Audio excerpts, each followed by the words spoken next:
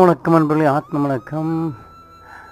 கீதை ஒரு கொலை நூல் என்று நானும் ஒரு வாரத்தை சொல்லியது உண்டு. ஆனால் கொலை நூல் தான் எங்கே எப்படி என்றால் வெளியில் அல்ல, நமக்குள் இருக்கும் அத்தனை குணங்களையும் கொலை செய்ய வேண்டும். எல்லா குணங்களையும் அழிக்க வேண்டும், நிர்குணனாக மாற வேண்டும்.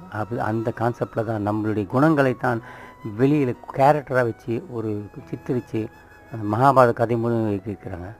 இவை அத்தனையும் காலி பண்ணினா தான் நாம் நிர்குணனாக மாறுவோம். நிர்குணமாக மாறும்போது மூளை அந்த இருப்புணர்வை உணரும் தகுதியை பெறும்.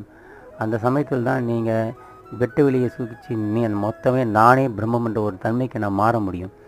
அதுவரை நம்மளால் மாறவே முடியாது. நிர்குணங்கள் மாறுறதுக்கு எல்லா வித குணங்களையும் நம்ம அழிக்க வேண்டும்.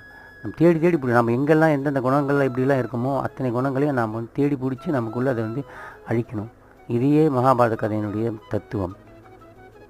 கீதையினுடைய குறிக்கோளும் அதுதான்.